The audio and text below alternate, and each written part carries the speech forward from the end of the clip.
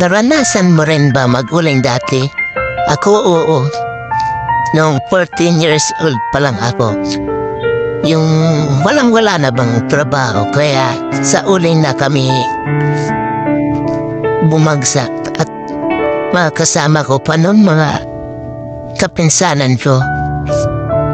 Ang lalaking kahoy na nang pinuputol namin. Sobrang hirap talaga mag-uling na. Aras kapagod, puputulin mo yung mga lalaking kahoy. Tapos, bibiyakin mo pa. Grabe. Hindi basta-basta ang pag-uuli. Pinagbabawal na ito ngayon. Na meron na lang yung mga may permit.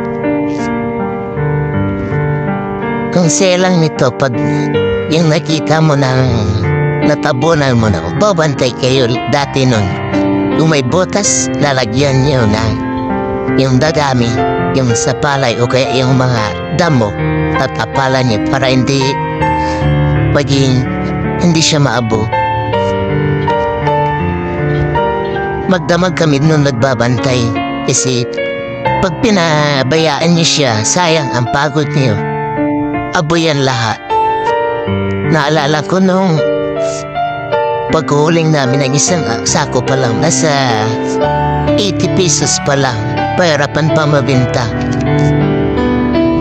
Grabe yung pagod mo, tapos sobrang mura lang nun. Tapos naalala ko nung pagtatapos namin magsako, yung ilong namin sobrang itim dahil sa uling. Yan lang po mga lods. Thank you for watching. Pa-follow and like po. Pa-share na rin.